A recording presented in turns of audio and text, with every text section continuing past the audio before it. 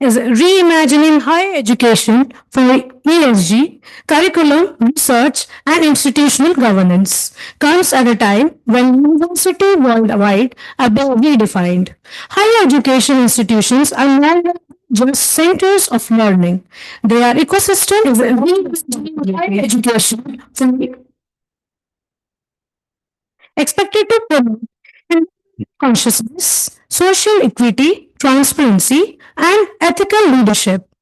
ESG, environmental, social, and governance, is now influencing curriculum design, embedded sustainability into every discipline, research priorities, encouraging socially meaningful, future focused studies, institutional governance, promoting integrity, accountability, and inclusive decision making.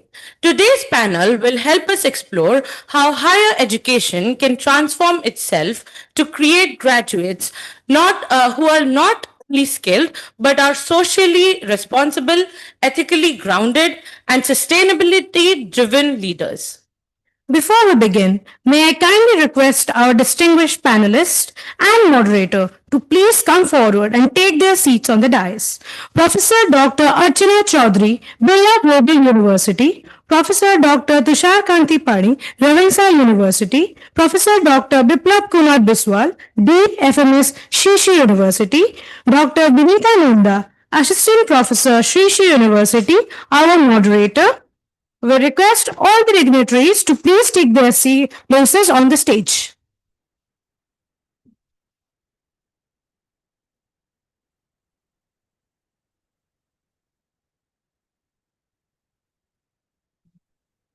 To guide us through this profound topic, we are honored to have a power packed panel of academic leaders. Our first panelist is Dr. Archana Chaudhary, faculty in OB and HR at Birla Global University. She holds an MBA and a PhD from KIT School of Management with over 19 years of teaching and research experience.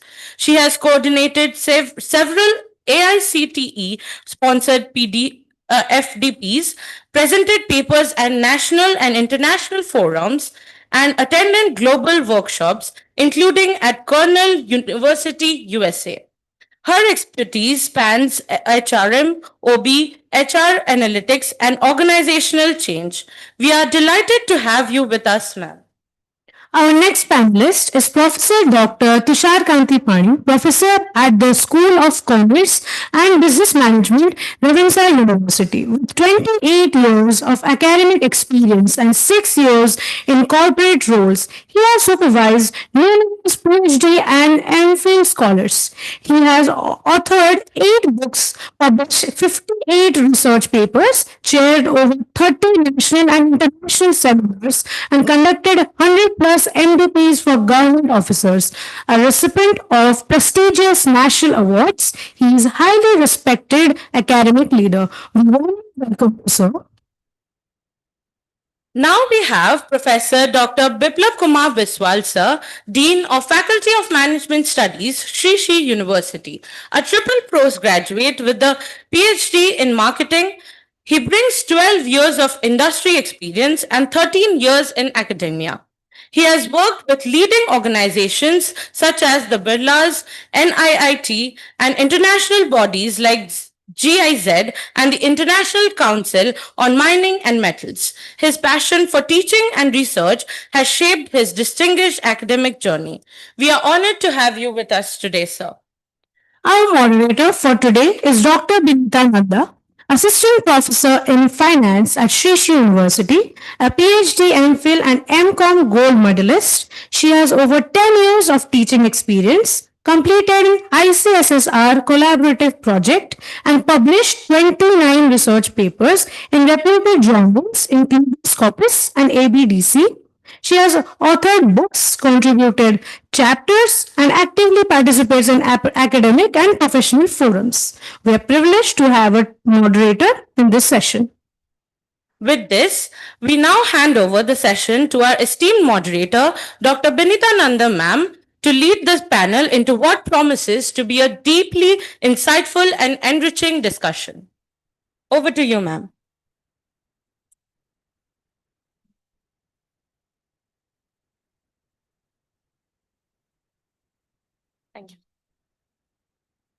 One mic.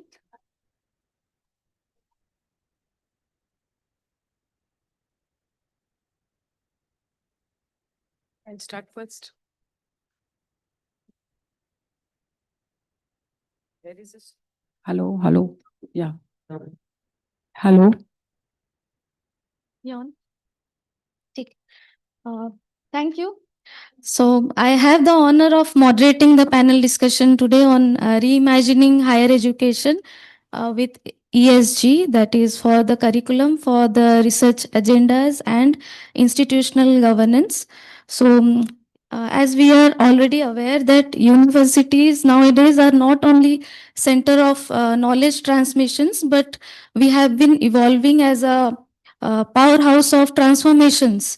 So the main question that arises before us today is how university can embed or integrate ESG in the curriculum, research agendas, and the institutional governance so that it will contribute to a future responsible leadership. So to start with, I would request Professor Archana ma'am to give her opening thoughts on how the integration of ESG in the curriculum can be done without having to compromise with the traditional programs in the curriculum. Ma'am. Okay, thank you, Dr. Benita. Very good morning to all of you esteemed panelists on the dais and off the dais, and dear students. And thank you, Sri Sri University, for giving me this opportunity to be a part of this national seminar, which I am sure is going to add a lot of value to all of you. And thank you, Sharnika, for inviting me over here. Thank you, Biswal sir. We have been colleagues earlier, and sir has been, Tushar sir has been a visitor to our university. Now, before answering your question, may I ask all the students here, how many of you use e-commerce with you to order something? Can you raise your hands like Blinkit or maybe Swiggy, Zomato? You might be very common. Are you aware that how much you are contributing to carbon footprint? Are you aware, are we adding to the sustainability when we're talking here about sustainability? Because when you talk about e-commerce, the person who delivers, he comes on a bike, he uses fossil fuel, or even whatever, the packaging that you talk about. Everything adds to, the environmental issues that we already are suffering from. Now, coming to the question that I have been asked, I'll stick to that. As universities, what we can do in our curriculum, we can have like maybe one dedicated to SDGs in our university. What we have done is in every session plan that we have designed, we are aligned with one of the SDGs. And mostly it is SDG 4, quality education, or SDG 5, which is for gender equity.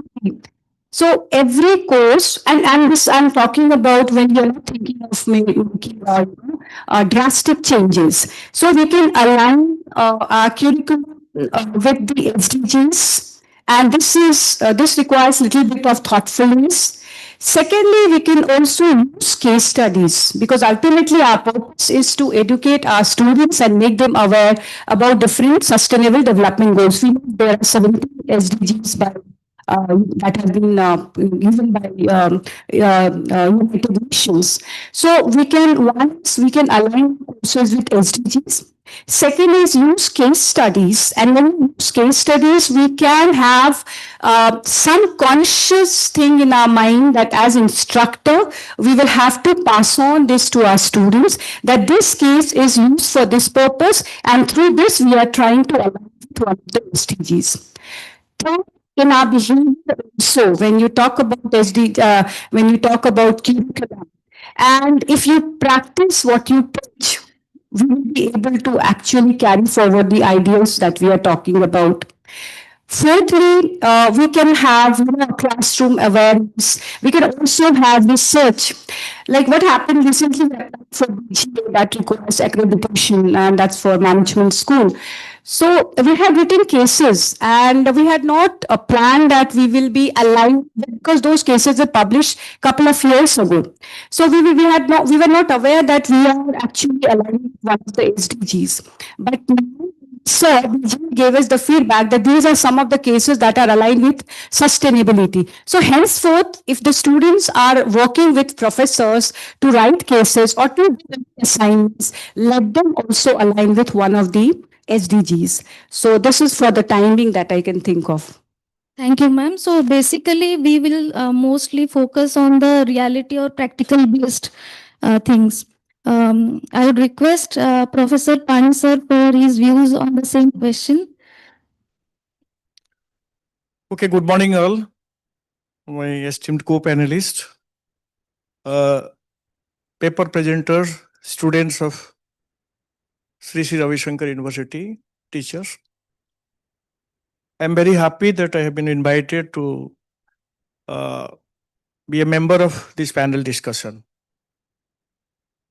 We were not discussing on ESG or sustainability maybe 10, 20 years back. We are not discussing that much. In recent times, things have changed. I think all will agree that change is the only constant. I am remembered during my childhood days in schools. In that time, family size was a bit bigger. We were 5, 6 children of every parents. We all were involved in different kind of, you see, agricultural system in rural areas. But time changed. Maybe industrial evolution was very much responsible for torturing the climate. It not only climate, torturing the human sentiments also. The intention was to grab more and more. Human being was also treated like machine. I was just sitting with ma'am in car. I was listening both of them. Both are complaining that we are being tortured by the universities. Working longer hour. Extraction, particularly extraction was the motive of industrialization. How to extract more and more out of a person, more and more out of a machine. How mineral and metal can be extracted more and more, as a result of which the productivity will be more and profit will be more. That was the intention. But it was enough.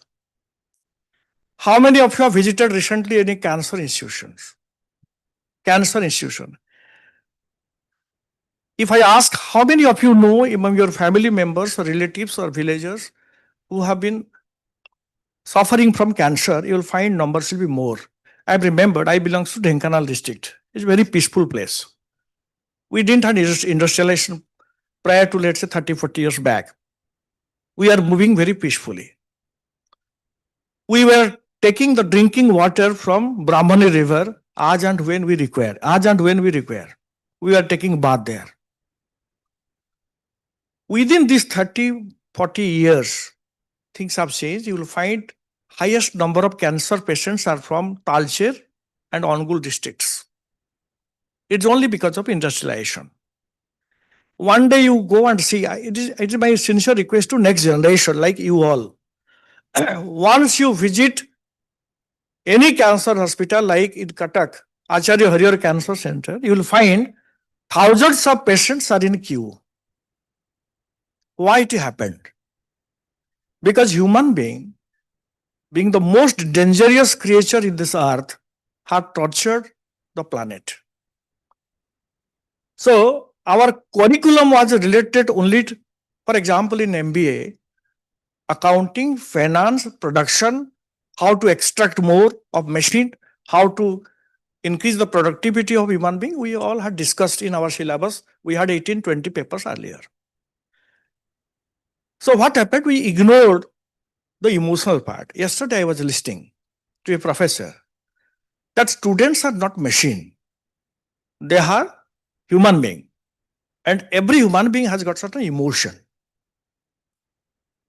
This planet is not meant for only human being. This planet is meant for animals, birds, and all these. In our school days, we are doing gardening. We used to feed the stray dogs. We used to feed the animals. We had a good relationship with the birds in and around of our houses. But your generation, have lost all those things. Unless and until you make this planet habitable for all, you can't live alone. 3 years back, the best brain, human being who claimed that we are the best brain, were hiding inside the room for years together. I think around 2 years because of COVID. You couldn't fight even with a germ. So from that you can imagine how helpless you are. So now it's not that the curriculum should not be designed only to get a good job or higher salary. I have listened to many professors. They say if you work for 12 hours, you'll get this much lakhs. If you work for 14 hours, you'll get this much lakhs. And you can earn like that. But nobody does. It is not important how much you earn. It is important how do you spend it. What quality life you lead, that is very important. So in that connection, now the university has a higher education institution, has a very great role to prepare the responsible employees for the corporate, at the same time corporate citizens, who has to make this planet habitable for themselves and for all. So in every curriculum, whatever it may be, like ma'am said, we must discuss about environment. Nowadays, we have got a paper EVS in universities, but hardly students go through that or hardly teachers teach that. They take the things very lightly. It's a 50-mark paper. And whatever you write, we used to pass them, giving 30-40 marks. Students also feel very happy that they have cleared a paper called EVS. But you really ask them, what is the role of environment? What is sustainability? What is governance? And is it really should be limited to curriculum or really it should be practiced? Then it will be a billion-dollar questions.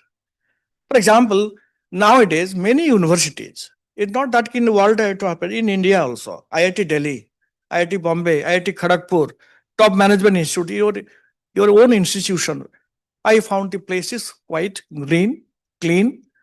And in that, it is not the responsibility of the only Pandit Ravi Shankarji, or you can say Sri Shri Baba Ravi Shankarji, or faculty or dean. It's the responsibility of everyone. I think all of you are performing. So in curriculum, there must be some explicit, it should be written, then it should be implicit. People should feel that it should be there. And at the same time, something should be left to you people. You decide. Because when a teacher used to prepare a curriculum in higher education, he only prepare what he knows. What he knows. But we must, as a teacher, I always agree, this generation students are more brilliant. They have got more knowledge. So something should be left to them.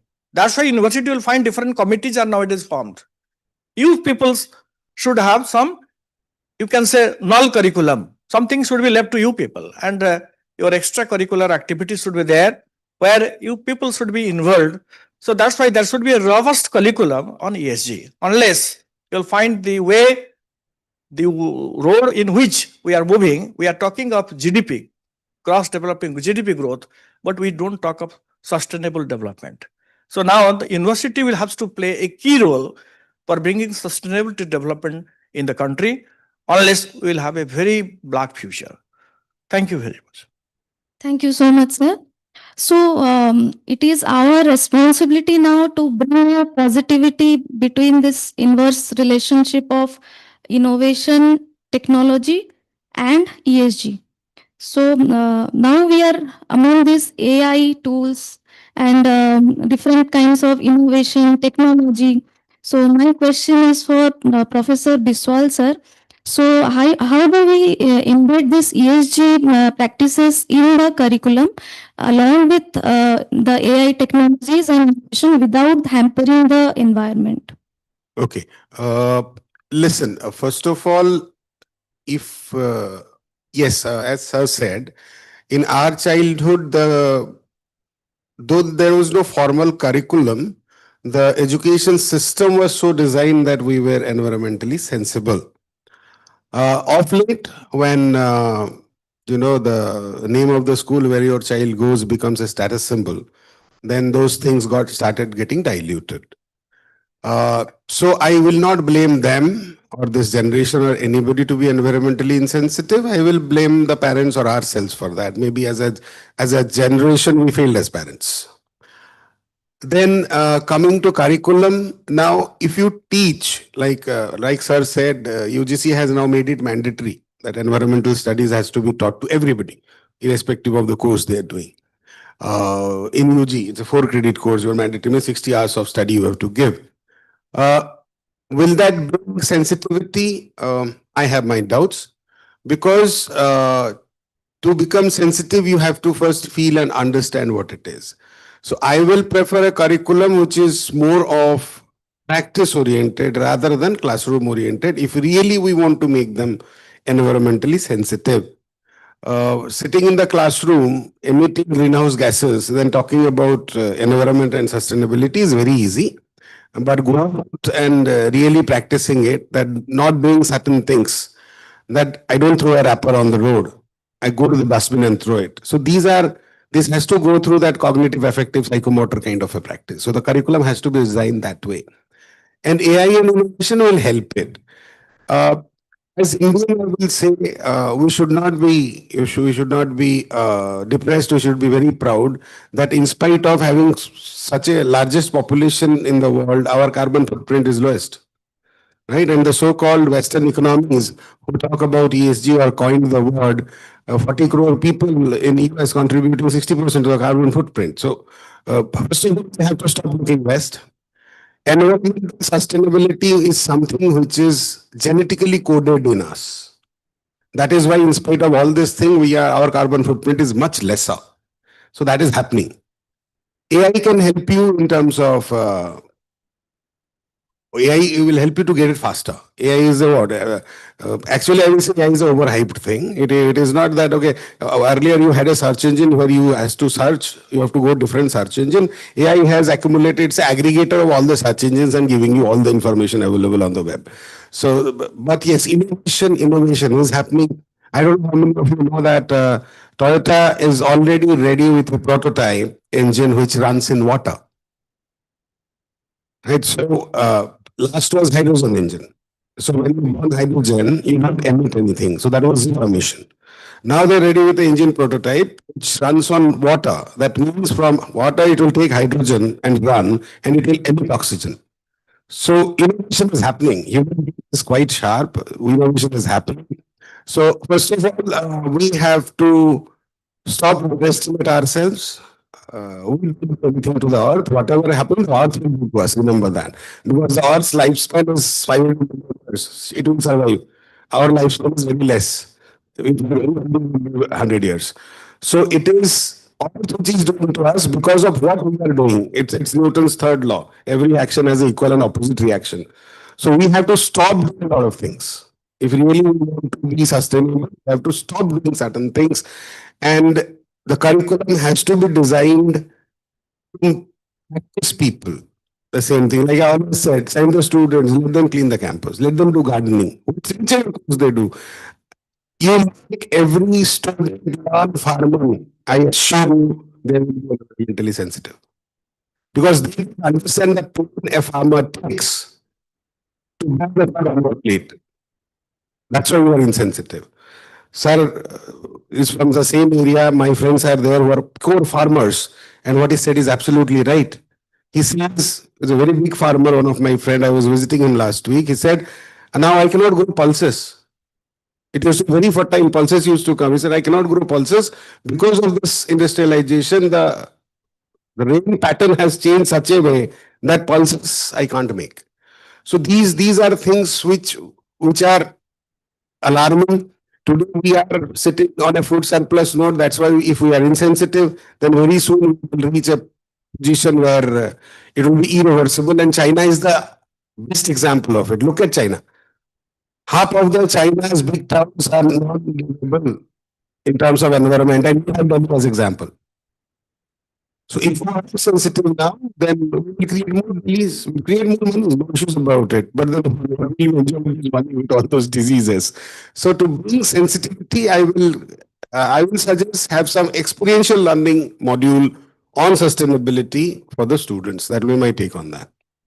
Sir, so that means it is our responsibility to bring in the curriculum, we should bring something that will make students do some activities inside and outside the classroom. Yes, for example, will you survive without food?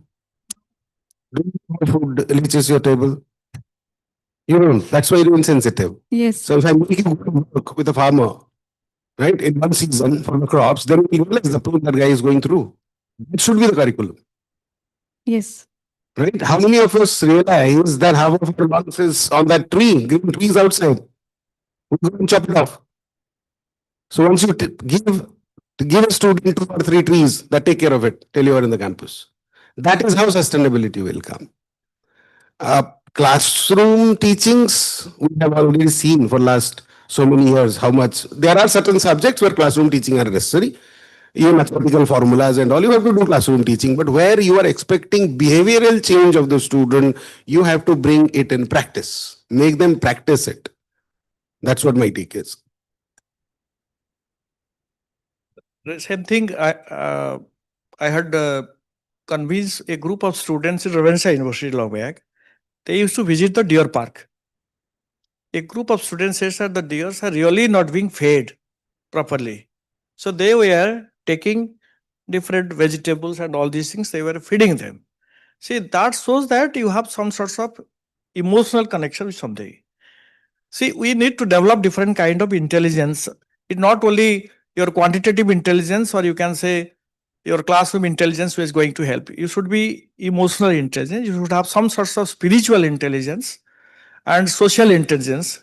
These are required. For example, your generation students, you people are quite sharp in terms of good. I will give an example. I was working in Delhi. Most of the time, I used to come from Janakpuri to Lajpat Nagar and via Dholakwa. Near to Dholakwa, there was Taj Hotel. So I used to come with my general manager, Mr. Pradeep Kaul. He was a, you can say, management graduate from very top institutions. He used to go to that hotel Taj only to use washroom. He taught me, sir, whenever you want to go to in a washroom in a big city, just go to a star hotel. So we used to go to Taj. Okay. But I have seen, after doing all these things, he used to take a white towel and he used to wash his shoes with the towel. So education has nothing to do. He is a MBA degree holder with good experience, with good package. But from behavioral aspect, he was a big zero. He never thinks that the same towel through which he has polished his shoes will be used by someone next time when he comes to that room. So it's not that your degree, your percentage of mark, that is not essential. Your emotion, your aesthetic value, all these things are very much essential. So these things should be taught in classroom. For example, I think some of my students are here, they must have observed, whenever I used to visit a corridor, if I find a room is, let's say, empty and the electricity is, well, let's say, fan or lights are on, I used to switch off. I used to advise my students, please take care of that. The witness, sir. It is not, even it is not my department. Even it is not my department. Even I am going in a corridor, in Sanskrit department also, suppose a bulb is or a tube light is on, then I used to switch off. And you should tell the head of the department, please take care of it. Even in gardening, during gardening, I used to go to the garden. You, as a teacher, you have to be a role model. Teacher's role in a university in teaching may be 30 to 40%. But rest of the time, he becomes a model and role model for the students. So there must be different student committee, and for each committee, in each committee, there should be 20, 30 students. So they must revolve around. They must see that in which room there is unnecessary light or fan is on. Or let's say it is not only the job of the gardeners. They will take care of the plants, or even you can take care of that. So this should not be explicit syllabus. It should be hidden or in implicit syllabus, in a co-curricular activities. This should be there. For that, you need to have different clubs, different committees. They will work. And if they inculcate that, if they learn that, they will find when they go to home or when they go even to their own places, cities where they live, even in apartment also, they will at least take care of the greenery part, or you can say they will stop wastage of water, or somebody is polluting, they will say that please don't do that. So that's practiced. Thank you. Ma'am, do you have any say on this? Actually, I'll not talk about curriculum now, but I'll just like to add that ESG is environment, social, and governance. So we spoke about environment. Now let's talk about social impact. Now, how can we make impact on the society that we live in? Through community outreach programs. What has happened is nowadays the students or we as individuals, we are sitting in our own homes quietly, or just we are teaching or whatever. So students can be made a part of community outreach program. Like, since see, we all are the privileged ones who are sitting here, but outside is a world where there are unprivileged individuals. So how can we help them? Can we do each one teach one? Can we stay few days in the village, like tribal, where we can have sustainable, where we can observe sustainable livelihoods, like sir it's talked about farming, etc. Yes, that can be done, but we also can have some immersion programs where the students are taken to village where maybe there is less electricity, because we don't have AC, because nowadays we are accustomed to, we have an air conditioning hostel at our university, and we find that the students do not switch off the AC. Why? Because they say, and they put it at 16 degrees Celsius even in the month of November. Right. So if they go to the village, they will understand the societal impact, that how hot it is outside and why they are unnecessarily used. So you have the social as well as the environmental impact that you are making. If you live with those people in a village, maybe in a 15 days, every university, if they are able to have the social immersion programs where they ask the students to stay there, live in the conditions that is there, and if possible, you have access to your digital gadgets maybe once, maybe 1 hour in a day, then maybe we will be able to understand that what are the other aspects that the not so privileged society is facing.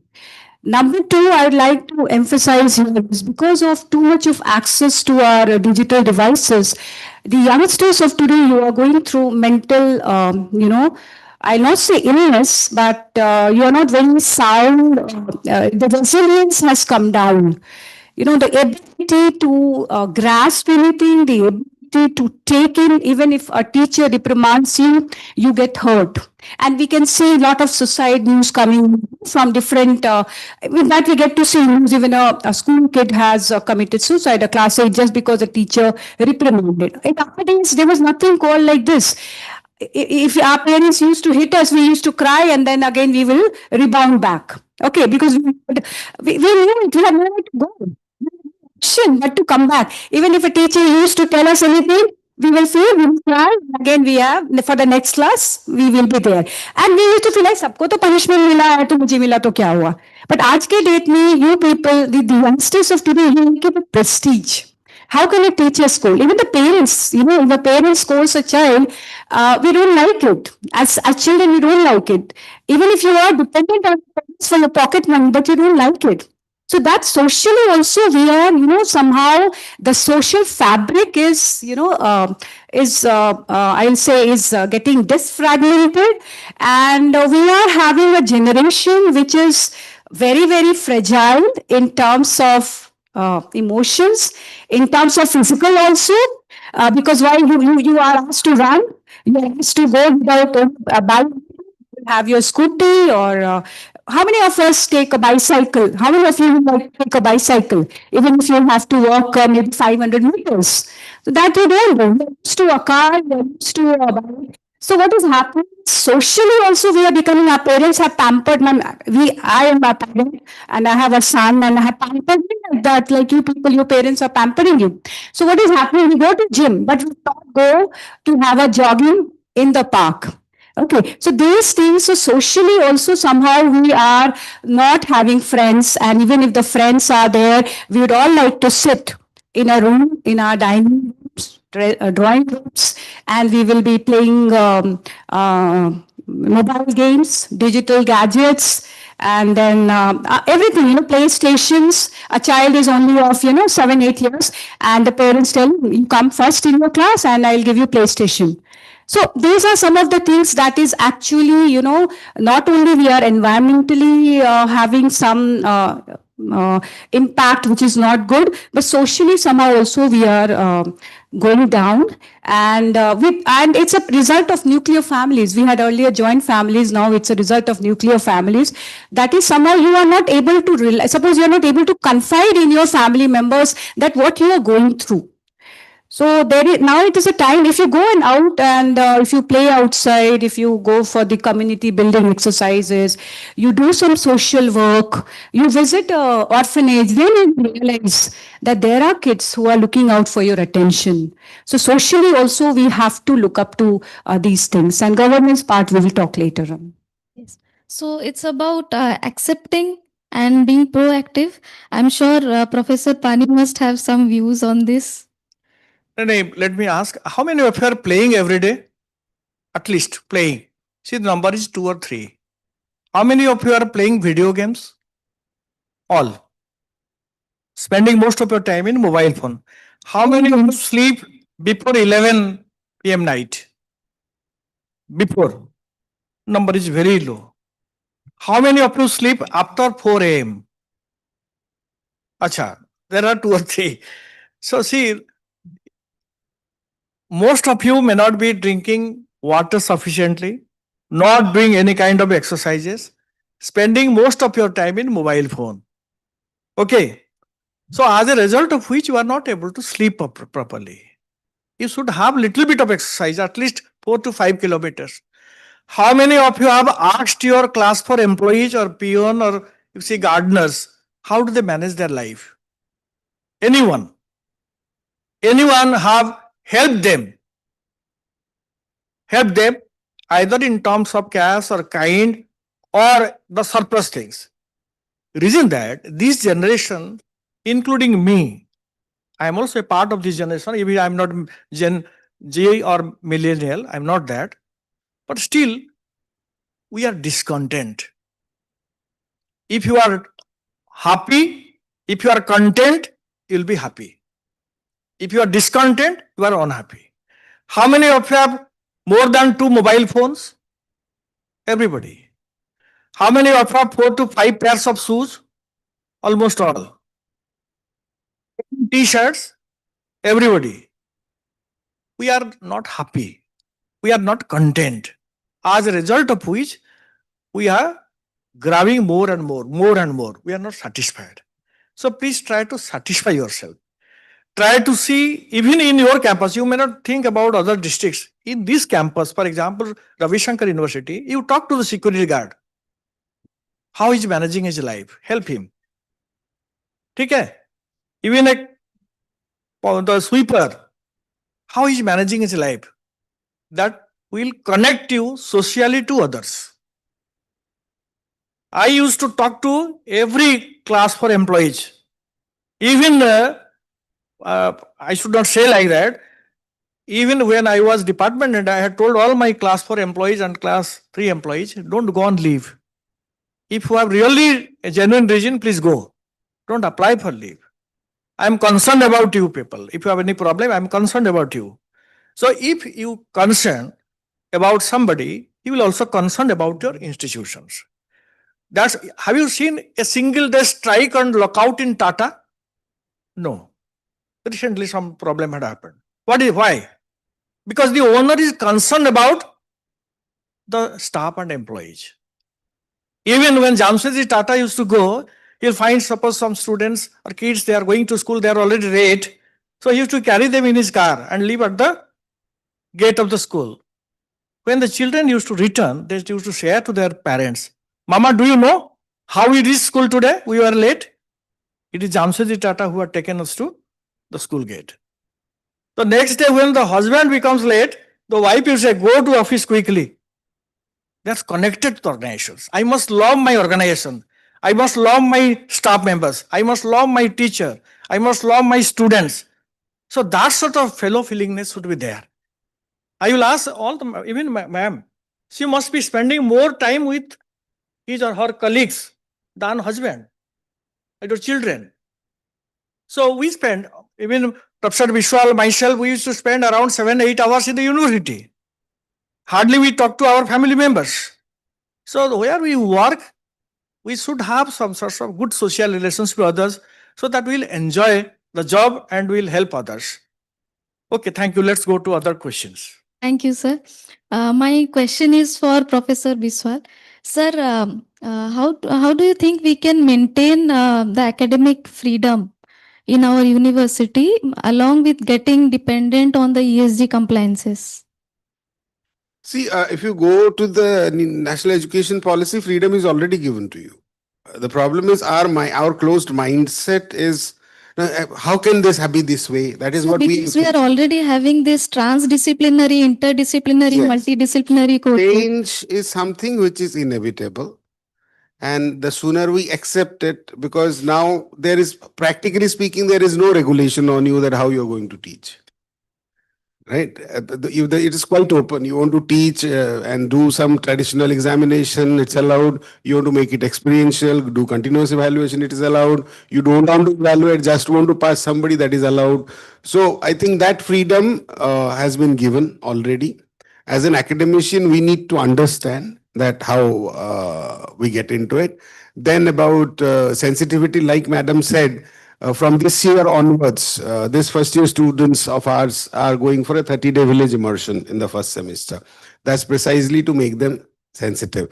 Next is, like sir said, if you really want to understand environmental social governance, we are speaking about it today, but Tata has been a responsible governance model since its inception. So I always tell people that if you really want to understand what business management is all about, read the Tata's manual. That's enough. Right? How they treat their people. Of late, what has happened after liberalization, the Western materialistic mindset has come in, which is not right. Because in Western philosophy, it is profit first. Right? Profit at any cost. If you come to any Indian setup, like you see the successful houses in India, Tatas, Birlas, it's people first. You take care of your people will take care of your business.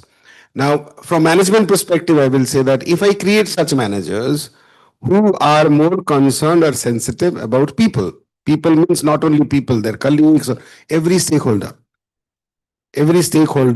then you make better managers. So for that, you need a mix of lot of things. The faculty today has a challenge to be creative. We need to understand that, because whatever you're teaching in the classroom, he doesn't need you. He or she doesn't need you for the theories and all. Right? He or she needs you beyond that.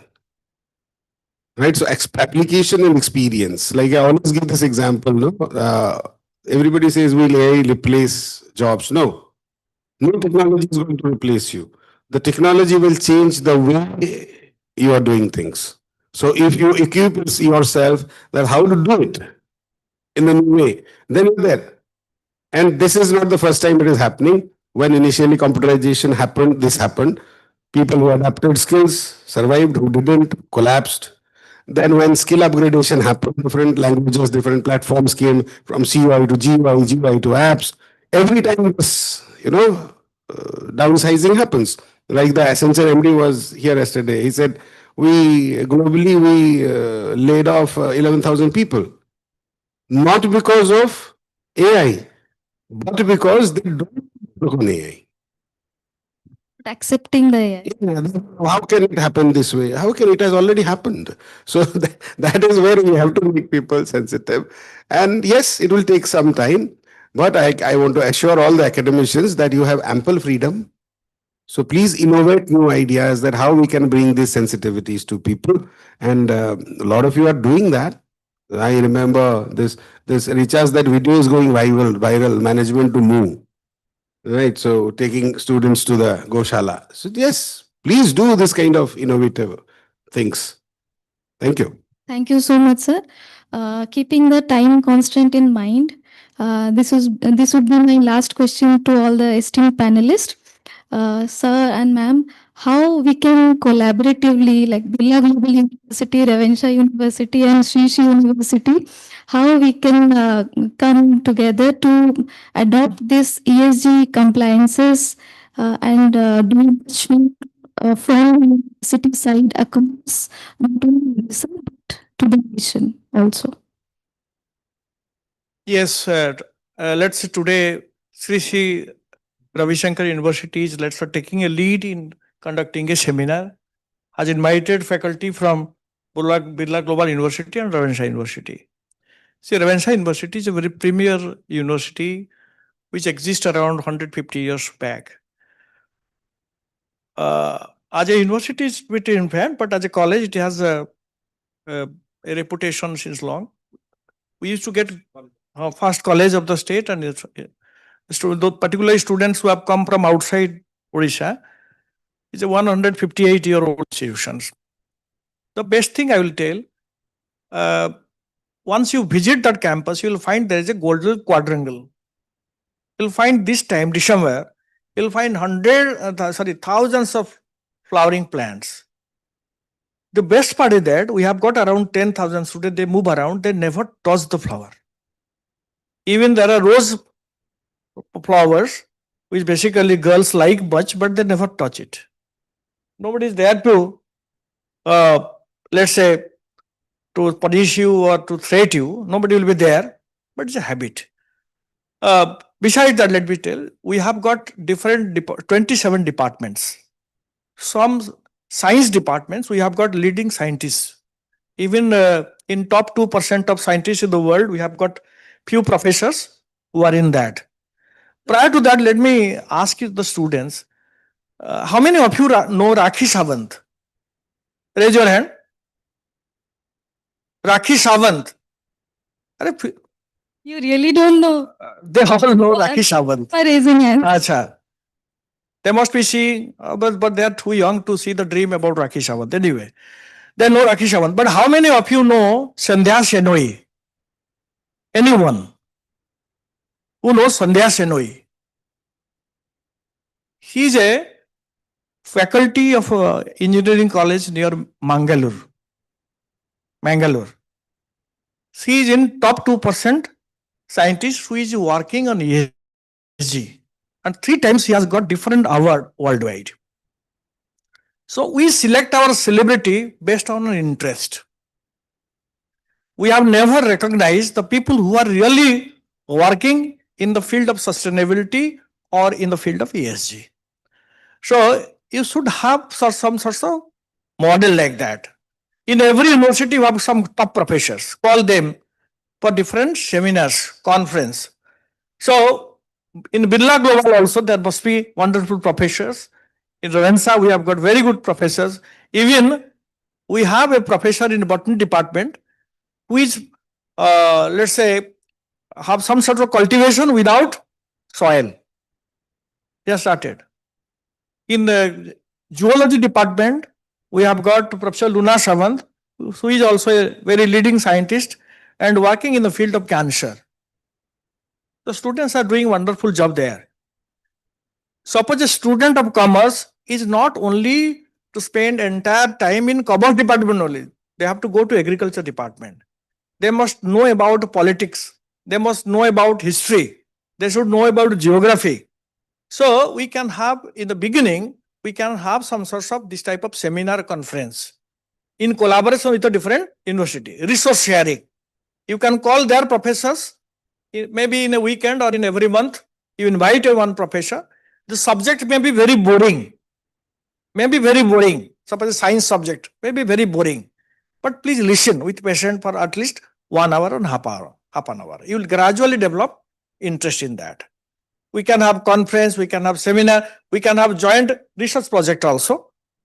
And in that connection, Vice Chancellor or Dean of your university can sit with the Vice Chancellor, Dean of other university, register, we can have collaboration, we can have some agreement. And in the, particularly in connection with the ESG, it's a mandate nowadays. It's a mandate. We all have to follow that. If we want to attract talents. If you want to attract talents, we need to have ESG mandate. You should have a good campus, lost green campus. Carbon footprint should be less. Pollution should be less. So it should be a pleasant campus. Socially, it should be viable. Socially, everybody should have a good feeling about the campus. Parents should feel safe. See, university daytime and university after evening are different. University after evening, I have seen most of the students nowadays they are addicted to ganja, charas, cigarette. Yes, I should not say. Recently, we had rusticated 7. Brilliant student, 98%, 97%. I was in the proctorial board. I had given the order, they should be rusticated. You say, Acha, I am asking you, who can slap you? I am asking any student, who can slap you? You expect your parents? No one can slap you.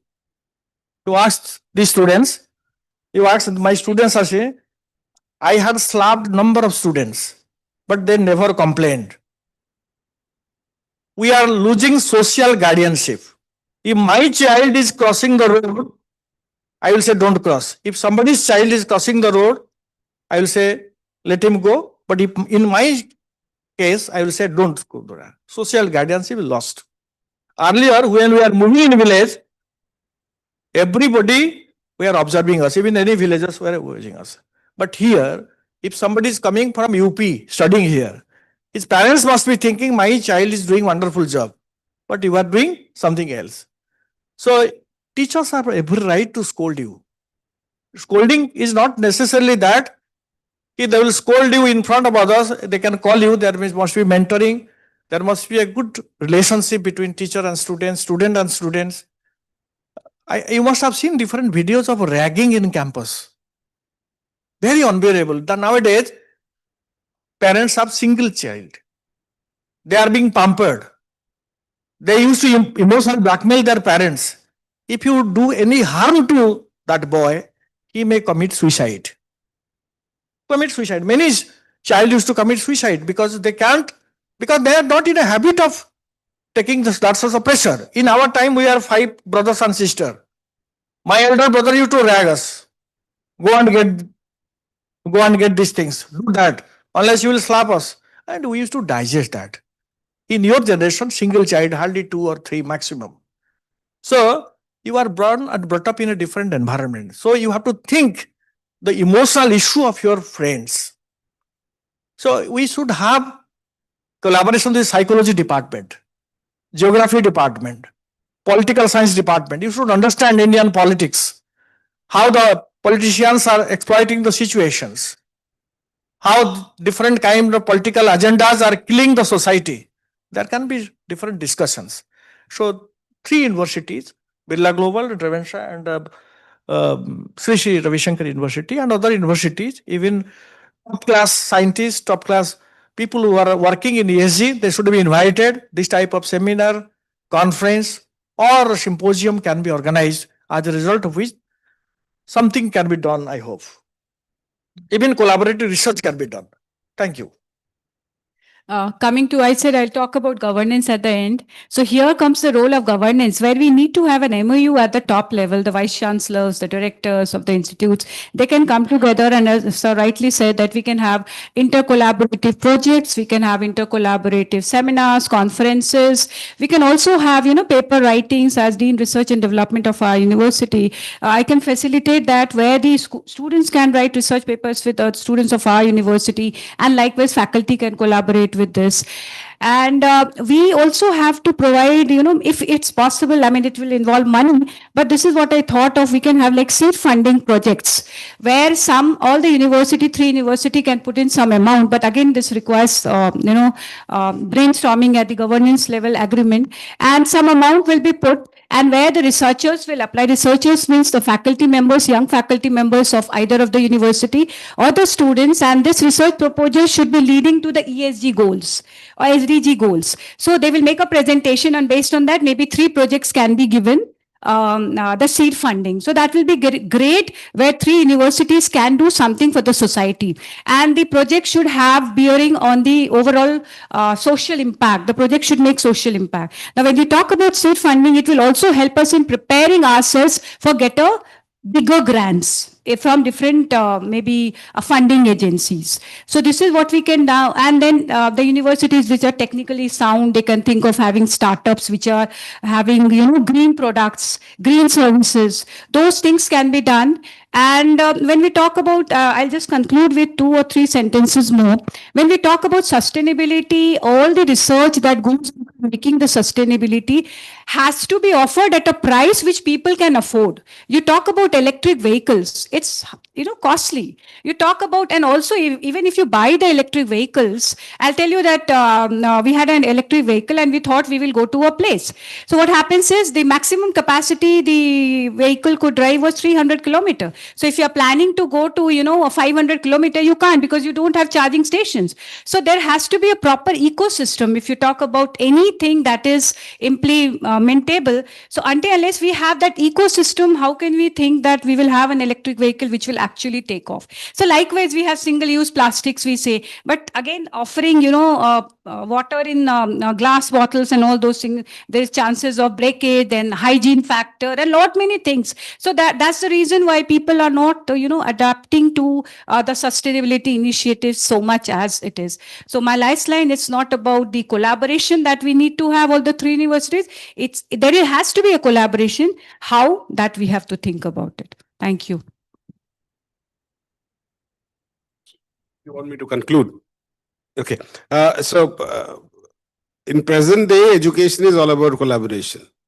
So when 3 institutes, why three? A lot of institutes we can collaborate because every institute has their own strengths and weaknesses. For example, among all 3 of us, we are the only university who are having more than 100 acres of farming land. Farming is happening. So certain environmental sensitivity we can bring in where all the students from all the 3 university can come and take. If you want social exposure, I think there is no better place than Ravenshaw. Because you have people, students from all the status of the society, which the privileged class are not used to. So if you put them there, go 2 weeks, do classes there, make friends there, then you can bring in that sensitivity. Likewise, if you want to technology, we can go to VGU. Right. So let's harness on each other's strength. So that's why collaborative learning. We can develop a course in such a way in ESG or social governance model where the student spends in all the 3 universities certain time, right, and takes experience of all this universities' different skill sets, and that is the future. Tomorrow, if we want or not, it is going to happen. I don't know how many of you know, but in Jaipur, AIMS Jaipur and IIT Jaipur are teaching the students together. Means every doctor is learning engineering and every engineer is learning medical science because the future of medical science is all about innovation, robotics and all. So an engineer cannot develop machines to operate on human body without knowing the anatomy and the circulatory system. Likewise, the doctor cannot treat the patient without knowing the coding how the machine runs because if it malfunctions, the doctor has to fix it then and there. So the silo of this thing is breaking. First of all, we have to break these silos and big institutions can come together to bring this collaborative and blended learning model for a better future professional. That's all from my side. Thank you very much. In some universities nowadays, even in social front, students, when they go outside, they become very impatient. Suppose you are going to a bank and you find that there is a long queue, you become very impatient and you start scolding others. Very red face, belligerent customers. So for that reason, what happening? Those who are staying in hostel, they should understand the pain of the person who is, let's say, cleaning the plates, cleaning the table. So nowadays, in some hostels, those who are volunteers, they are even doing that work. Students. One day they used to clean the tables. One day they keep themselves engaged in the restaurant. Recently, 5 to 10 years back, I had been to Satya Sai Baba temple. I found the person who is taking care of the shoes, he is a sitting judge. He is just watching keeping the shoes in a particular, let's say in a table or a particular rack, and giving it. So if you do that sort of work, you will understand how people lives in lowest rungs of the society. Your ego will come down. You should take care of your emotion. That is very important. So some of you can volunteer. Some of you should understand how a security guard works. You just give relief for, let's say, 1 hour. You see, stand there. In winter season, during night time, how a boundary spanner work. How a driver sit in under, let's say, 50-degree temperature. How a security guard stand in cold night. You should realize those things, then you can be a good employer. The whole purpose of higher education is to produce best characters for the society, as a result of which the country will grow. Thank you very much. Thank you so much, sir. Well, it was a very thought-provoking and insightful contribution to this panel discussion on reimagining higher education for ESG.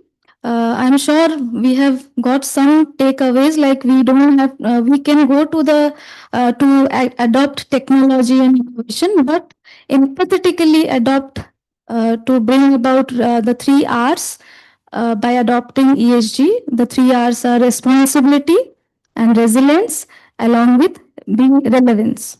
So I thank all the esteemed panelists for their very insightful and valuable thoughts on ESGs and bringing curriculum and research agendas and universities governance. Thank you so much. Such a wonderful. Thank you so much.